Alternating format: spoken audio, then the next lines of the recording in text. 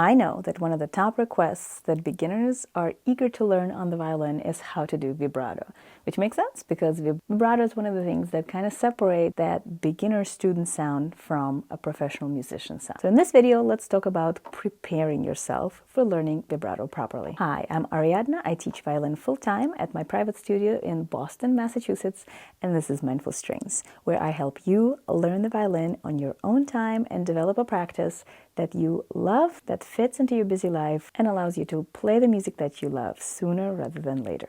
If you're interested in going deeper, please check out the free 15-minute Get Better at Violin guide that I put together for you guys by clicking the link down in the description box below. If you want to shave years off of your violin learning journey, let's get started. So when it comes to vibrato, there's many schools of thought about this. People talk about the different kinds of vibrato, such as finger vibrato, wrist vibrato, arm vibrato, and I'm not gonna lie, I have my own stance which kind of lines up with the Russian school of violin, where wrist vibrato is the gold standard. If you pay close attention to the wonderful violinists of the golden era, you will notice that their hand moves freely from the wrist to produce a lovely sound.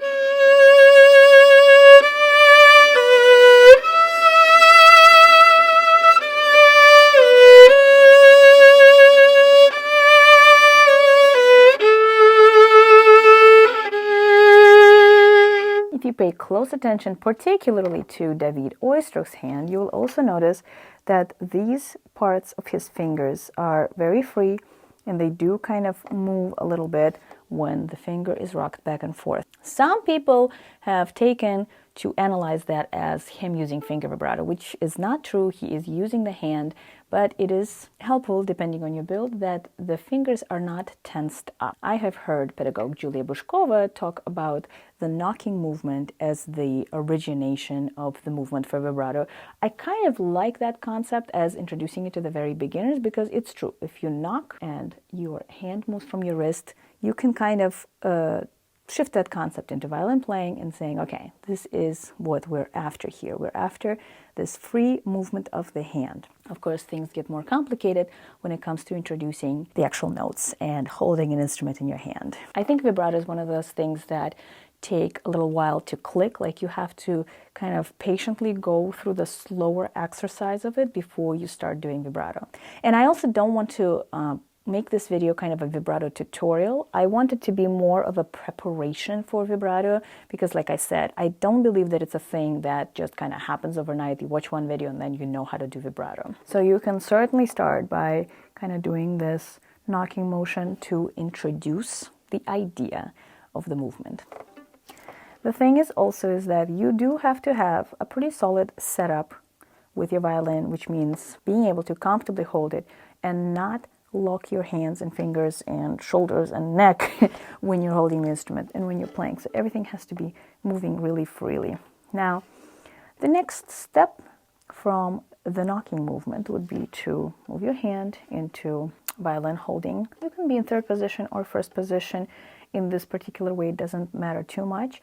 And I would just go, not putting any fingers on the string, and just gently see if you could move the hand from the wrist up and then back down. If you see how my hand is holding the neck, I'm just resting the neck of the violin in the groove between my thumb and index finger and just moving the hand back and forth. You want to have free, relaxed fingers. You can even kind of let them slide up the fingerboard a little bit.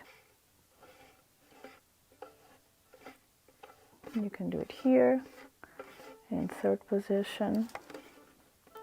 And so eventually what's going to happen is you are going to sandwich the violin neck between a fingertip of the note that you're going to practice rocking and the thumb. So typically it's going to be this part of the thumb to not touch the violin neck with the index finger. As you sandwich the violin neck, then you're going to try and just rock the fingertip along the string. Nice and slow. The key here is to pay close attention that you're not using your whole arm from the elbow and that you are not squeezing and that you're not developing any pain anywhere else. Fingers that you should start this with is either the second or the third finger. See which one is easier for you and go with that one. Don't try to do index or fourth because those are the hardest ones to master. And so the key here for you is going to be to go in a very steady pace. So you're going to just go up and down, up and down. You can use the mirror or watch your finger and make sure that you are basically rolling the fingertip along the string, not side to side. You're not trying to rock. You're not trying to change the pressure of the finger on the string at all. You're just moving your hand from the wrist and you're rocking on that fingertip. So the thumb underneath the neck and the fingertip on the string are the 2 points of contact that are not changing. So everything else is able to be kind of free and move. Over time, you may see that there's going to be kind of over time you may notice like a diagonal line on your fingertip as the imprint of the string, so you're moving in the right direction. Of course, you don't want to press too hard. We've discussed this in some previous videos, that it's ideal not to develop an excess of tension in your hand. That is where I'm going to leave it. And please listen to me when I tell you, don't try to speed it up. Don't try to tell yourself, oh, this makes perfect sense. I got it. Let me just do vibrato now. Please don't do that. Very good chance that you're going to tense up your hand. You want to get really good at being able to slowly and steadily rock that finger for a while. And now if you do add the bow, it's going to sound something like this.